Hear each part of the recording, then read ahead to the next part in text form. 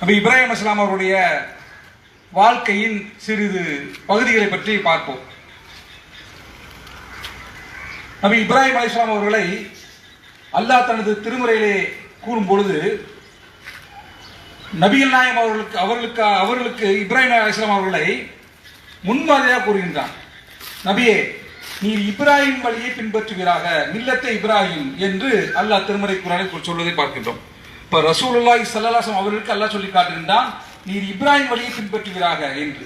ஏன்னு சொன்னால் அந்த அளவுக்கு நபி இப்ராஹிம் அலைஹிஸ்ஸலாமுடைய வாழ்க்கை முழுவதுமாக வணக்கமாக இருந்ததை நாம் பார்க்கின்றோம். இன்னும் அல்லாஹ் சொல்லி காட்டுகின்றான் திருமறை குர்ஆனிலே இப்ராஹிம் நபி பற்றி ரொம்ப சிராயிட்டு சொல்றான். இன்ன இப்ராஹிம் கான உம்மத்தன், அந்த இப்ராஹிம் ஒரு உம்மத்தாக இருந்தார் என்று சொல்லி காட்டுகின்றான். எதுல உம்மத்தாக இருந்தார்? அந்த ஒரு தனி மனிதர் எப்படி உம்மத்தாக ஆக முடியும் என்று சொன்னால் அல்லாஹ்வே சொல்லி காட்டுறான். அப்ப எந்த அளவுக்கு அவருடைய அந்த உம்மத்தாக செய்யக்கூடிய வேலையை ஒரு நபர் செய்திருக்கிறார். இதை விளக்கமா சொல்றான். ஒரு சமுதாயமாக சேர்ந்து செய்யக்கூடிய ஒரு காரியத்தை ஒரு தனிநபராக செய்தார் எப்படி இருக்குமோ அப்படி அவர் செய்தார். என்ன பணியை செய்தார்? குறிப்பாக முக்கியமாக ஏகத்துவ பிரச்சாரம், இறைவன் ஒருவன் தான் என்கின்ற அந்த பிரச்சாரத்தை அழுத்தம் திருத்தமாக ஒரு தனிநபராக இருந்து அவர் சொல்வதைத்தான் அல்லாஹ் திருமறை குர்ஆனிலே அவர் ஒரு சமுதாயம் என்று சொல்லி காட்டுகின்றான். எந்த அளவுக்கு சொன்னால் அந்த ஊர்ல அவருக்கு யாரும் துணை கிடையாது. இன்றைக்கு நாம இஸ்லாமிய பிரச்சாரம் அல்லது ஏகத்துவ பிரச்சாரத்தை பண்றோம்னு சொன்னா நம்ம சுத்தி ஆட்கள் இருக்காங்க, நமக்கு மர்க்கஸ் இருக்கு, இன்னைக்கு நம்ம சுத்தி ஒரு 10 பேர் உட்கார்ந்துட்டு இருக்காங்க. ஆனா அன்றைக்கு அப்படி இல்லை. ஒரு தனி மனிதராக எந்த ஒரு துணையும் இல்லாமல் அந்த ஏகத்துவ பிரச்சாரத்தை அவர் செய்தார். அதனால நான் சொல்லி காட்டுகின்றான் அவர் ஒரு சமுதாயமாக செய்தார் என்று. எந்த அளவுக்கு சொன்னால் அந்த ஊர் மக்கள் அவர் ஏகத்துவத்தை சொன்ன காரணத்திற்காக பெரிய ஒரு குழியிலே நெருப்பை வளர்த்து அந்த நெருப்பிலே அவரை தள்ளிவிட கூட முனைந்தார்கள், தெளிவனும் செய்தார்கள். அல்ல குறிச்சியாக வேற விஷயம். ஆனால் அப்பமும் கூட கொஞ்சமும் தயங்காமல் தனது உயிரை துச்சமாக வைத்து விட்டு இறைவன் ஒருவன் தான் என்கிற அந்த ஏகத்துவ பிரச்சாரத்தை வீரியமாக செய்தார்கள். இன்னும் சொல்ல போனால் அவருடைய தந்தை, அவர் தந்தையை சிலை வெடிப்பவராக இருந்தார். தந்தைக்கு எதிராக வந்து பிரச்சாரத்தை செஞ்சார். ஆனா நாம் அன்னைக்கு எப்படி இருக்கிறோம்? ஒரு ஏகத்துவ பிரச்சாரம் வருகின்ற பொழுது ஊர் மக்கள் மிரட்டுவார்கள், உங்களுக்கு தப்தர் கிடையாது, உங்களுக்கு அவஸ்தான் இடம் கிடையாது அப்படின்னு சொன்ன உடனே பின்வாங்கிறோம். இந்த ஒரு சாதாரண காரணத்துக்காக நாம் அந்த ஏகத்துவ பிரச்சாரத்தை செய்யாமல் பின்வாங்கிறோம். அல்லாஹ் இப்ராஹிம் நபி அலைஹிஸ்ஸலாம் அவர்கள் தனது தந்தை சிலை வெடிப்பவர் இருந்தாலும் கூட அவரை எதிர்த்து நின்றார் என்று செய்தியை பார்க்கின்றோம். இப்ப நாம எப்படி செஞ்சு கொண்டிருக்கின்றோம்? தந்தைக்கு நம்ம எப்படி வழிபடுறோம்? தந்தைக்கு நம்ம எப்படி கடமையா இருக்கிறோம்?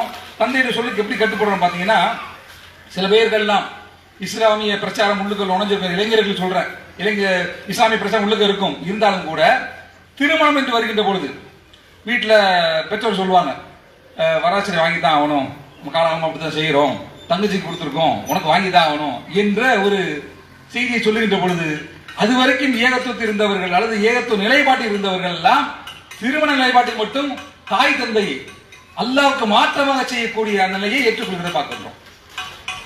இளைஞர்களை இன்றைக்கு கூடி இருக்குது. ஆனா இப்ராஹிம் நபி அன்றைக்கு ஒற்றையானாக இருந்து ஏகத்துவ சொல்லுகிற நேரத்தில் அவரும் ஒரு இளைஞராகத்தான் இருந்தார். அவ்வளவு வீரியமாக பிரச்சாரம் செஞ்சார். இப்போ உயிர் மூச்சு என்பது ஏகத்துவத்தை பிரச்சாரம் செய்வது.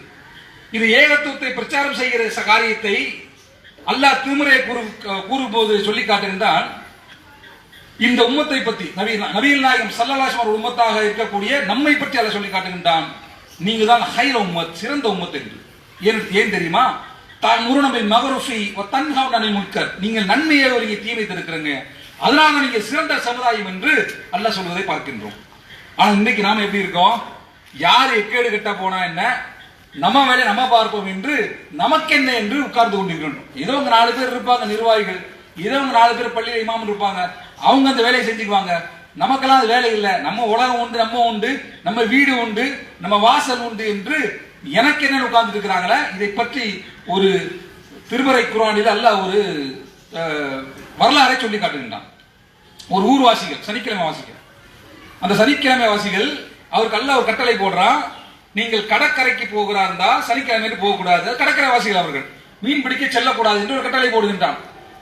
அப்ப அந்த ஊரிலே அந்த மக்கள் 3 சாராராக பிரிந்து அந்த கட்டளைக்கு அடிபடுகிறார்கள். என்ன 3 சாராரு? ஒரு சாரார் அல்லாஹ் இட்ட கட்டளைக்கு மாறு செய்யாமல் நாங்கள் போக மாட்டோம் என்று அவர்கள் அல்லாஹ்வுடைய கட்டளைக்கு அடிபணிந்து அன்றைக்கு சனிக்கிழமை கடலுக்கு போகல மீன் பிடிக்க. இன்னொரு சாரார் நாங்கள் அல்லாஹ் சொன்னா நாங்க போகத்தான் செய்வோம் என்று அல்லாஹ்வுடைய கட்டளை மீறி சனிக்கிழமை மீன் பிடிக்க செல்கிறார்கள். இன்னொரு சாரார் அந்த மீன் பிடிக்க சென்றவர்களை நீங்கள் போகக்கூடாது, அல்லாஹ் தடை செய்திருக்கிறான் என்று அவர்களை தடுக்கின்றார்கள். அப்ப ஒரு கூட்டம் நாங்க போகணும் உட்கார்ந்துருச்சு, அவங்களை தடுக்கல, தீமை செய்தவர்கள் தடுக்கவில்லை. இன்னொரு கூட்டம் தீமை செய்தவர்களை வரம்பு மீறியவர்களை தடுத்தது ஒரு கூட்டம். இப்ப நாம நம்முடைய அறிவுக்கு கேட்டா என்ன சொல்லுவோம்? யார் தண்டனைக்குரியவர்கள் கேட்டால் யார சொல்லுவோம்? யார் தடையை மீறி மீன் பிடிக்க சென்றார்களோ அவர்கள் தான் என்று. ஆனா அல்லாஹ் எப்படி பார்க்கிறான் தெரியுமா? யாரு தடையை மீறி மீன் பிடிக்க சென்றார்களோ அவர்கள் குற்றவாளிகள், தண்டனைக்குரியவர்கள்.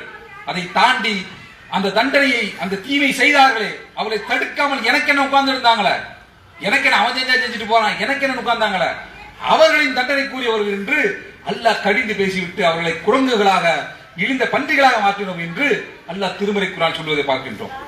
அப்போ நன்மை ஏவி தீமை தடுக்கிற செயல் என்று வருகின்ற பொழுது நமக்கு என்ன, நம்ம உட்கார முடியாது. அல்லாஹ் இப்ராஹிம் நபி அலைஹிஸ்ஸலாம் அவர்கள் எப்படி அந்த ஏகத்துவத்தை வீரியமாக செய்தார்களோ அதுபோல நாமும் அல்லாஹ்வுடைய கட்டளைகளை, வசனங்களை, அல்லாஹ்வுடைய செய்திகளை மற்ற மக்களுக்கு எடுத்து வைக்கக்கூடிய மக்களாக, எடுத்து சொல்லக்கூடிய மக்களாக இருக்க வேண்டும். இதற்காகத்தான் அல்லாஹ்வுடைய தூதர் நபிகள் நாயகம் ஸல்லல்லாஹு அலைஹி வஸல்லம் உம்மத்தாகிய நம்மளை பற்றி சொல்லி காட்டுகின்றான், ஹைர உம்மத், நீங்கள் சிறந்த உம்மத் என்று. நன்மையை தீமையை தடுக்கக்கூடிய உம்மத்தாக இருக்க வேண்டும். இதை இன்று முதலில் வீட்டில அரங்கேற்ற வேண்டும்.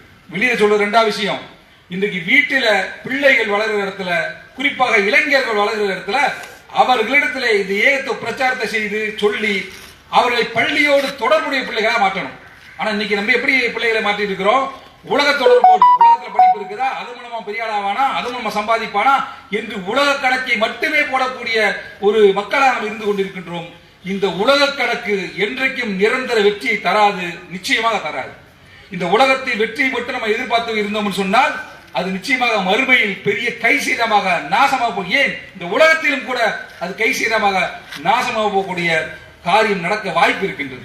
அப்போ இளைஞர்களை அவர்களுக்கும் நாம் இந்த இஸ்லாத்தை சொல்லி, ஏகத்துவத்தை சொல்லி அவர்களுக்கு இஸ்லாத்தை புரிய வைத்து பள்ளி தொடர்போடு ஆக்கக்கூடிய மக்களாக நம்முடைய பிள்ளைகளை வளர்க்க வேண்டும் என்பதில் பெற்றோர்கள் கவனமாக இருக்க வேண்டும். இல்லை என்றால் அது இன்மைக்கும் மறுமைக்கும் கைசேராக முடியும். எனவே இப்ராஹிம் அலைஹிஸ்ஸலாம் அவர்கள் எப்படி வீரியமாக இந்த ஏகத்துவ பிரச்சாரத்தை செய்தார்களோ அதுபோல நாமும் நம்முடைய பிள்ளைகளும் அதுபோன்ற பிரச்சாரத்தை செய்யக்கூடிய மக்களாக இருக்க வேண்டும் கேட்டு இந்த உரையை முடிக்கிறேன். வாஹிர் தவானா அல்ஹம்துலில்லாஹி ரப்பில் ஆலமீன். அஸ்ஸலாமு அலைக்கும் வரஹ்மத்துல்லாஹி.